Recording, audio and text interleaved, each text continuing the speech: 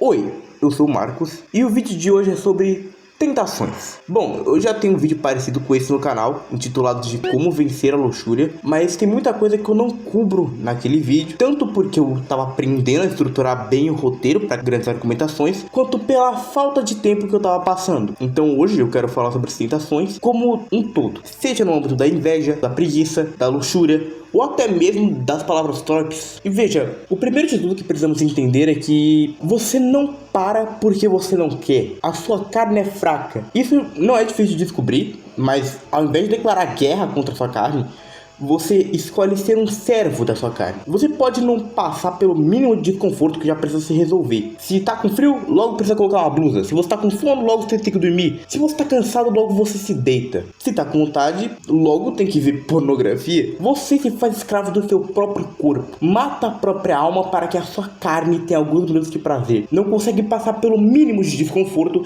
que logo já fica abalado, que logo já fica aflito. Mas veja, existe um trecho no livro Caminhos, escrito por São José Maria Escrivá, mais ou menos no capítulo 7 sobre penitências, em que ele diz: trata o teu corpo com caridade, mas não com mais caridade do que se trata um inimigo traidor. Ou seja, se você quer ter autocontrole, se você quer não cair mais em tentações, a primeira coisa que você deve fazer é parar de tratar o seu corpo como um deus, como um mestre.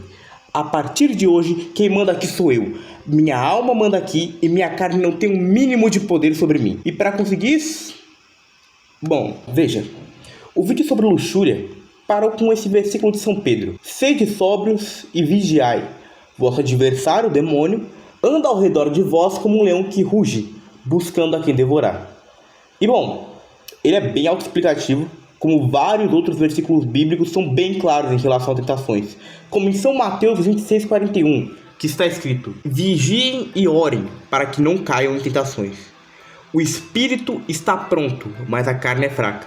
E eu acho que o que vai ser mais importante para grande parte desse vídeo, para minha argumentação, é São Lucas 22:46. Por que estão dormindo? Perguntou-lhes. Levantem-se e orem para que não caiam em tentação. Veja que nesse versículo tem algo bem claro aqui, e que todos deveriam perceber, que é a frase "por que estão dormindo?" E logo em seguida, avisando sobre a tentação, ou pedidos de vigilância nos primeiros versículos de São Pedro e São Mateus. E isso tem um motivo bem óbvio na real, que muitos homens não enxergam por pura ignorância, ou porque são cegos pelo pecado, que é: você precisa entender os seus próprios gatilhos. Toda queda tem um motivo, e você precisa identificar esse motivo para não cair de novo. Pode parecer simples, mas isso afeta diretamente a nossa maneira de lidar com o pecado. Não mais se prendendo a ele, mas arranjando brechas para escapar.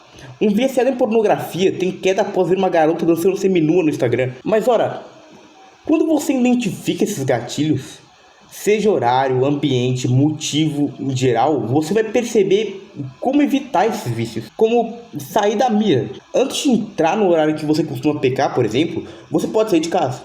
Ou melhor ainda, você pode fazer o próximo passo de como vencer realmente as tentações, que é manter a sua mente ocupada. A ociosidade, também pode ser considerada procrastinação e preguiça, é o principal motivo de você pecar e a maior armadilha para cair em pecado.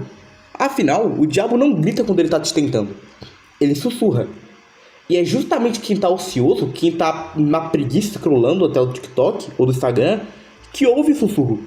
Ora, acaso você, quando está jogando um jogo de história, como um The Last of Us, você para a sua gameplay e vai ouvir os desejos da sua carne? É evidente que não. Afinal, sua mente está ocupada com algo que não é pecar, algo que é minimamente útil. Da mesma forma, quando eu preencho o meu dia com coisas minimamente úteis, como escrever esse roteiro e editar esse vídeo, por exemplo, eu não ouço aos sussurros do pecado. Lembra que em Lucas 22:46, nosso Senhor Jesus Cristo diz: por que estão dormindo? E é exatamente por isso.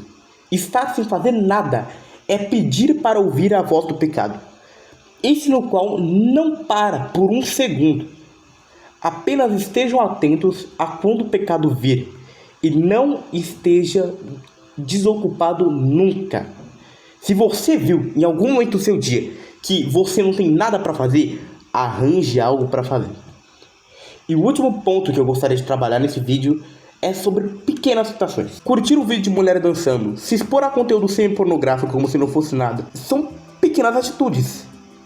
E você, por ser pequenas atitudes, despreza elas. O que é a pior decisão que alguém pode fazer? Isso até entraria na categoria de gatilhos, mas querendo ou não, muita gente ignora esses gatilhos. Afinal, não parecem ter muita importância. E depois se questionam por que estão presos em pecado. Como se quisessem fugir do diabo, mas deixassem a porta aberta com um enorme cartaz de bem-vindo na frente. O diabo não precisa se esforçar quando você mesmo já se sabota. Quando vier aquele pensamento da mínima possibilidade de fazer algo que vai te dar gatilho, mesmo que seja uma tentação minúscula, não despreze ela como se não fosse nada demais. Despreze ela para ela não ter efeito em você. Não a realizando como se não fosse ter consequências, mas indo embora assim que a possibilidade chegar. Veja, a nossa mente, quando está sendo tentada, tem 3 estados.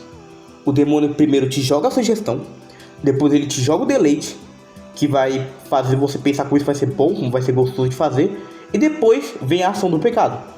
Por menor que seja a tentação, quebre a linha de raciocínio logo na sugestão. Quando o demônio te sugerir algo, vá embora. Não permita que a sua mente chegue no deleite. Mas caso você fale e caia, levante-se como um bom guerreiro de Cristo.